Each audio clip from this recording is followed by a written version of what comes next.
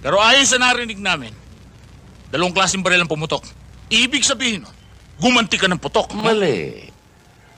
2 klaseng baril ang pumutok.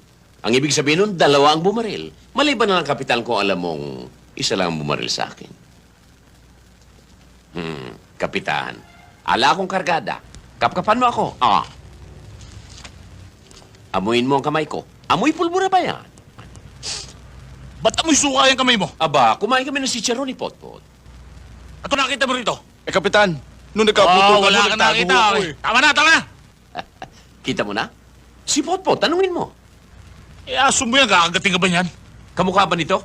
Pulgas ni Mayor na ngayong garapata mo na? Ha! Andres, hindi ka na pulis ngayon, ha? Illegal sa'yo ang bakal. Hindi ka dapat nagdadadala ng baril, alam mo yan. Kapitan Burgos, ala kang ebidensya.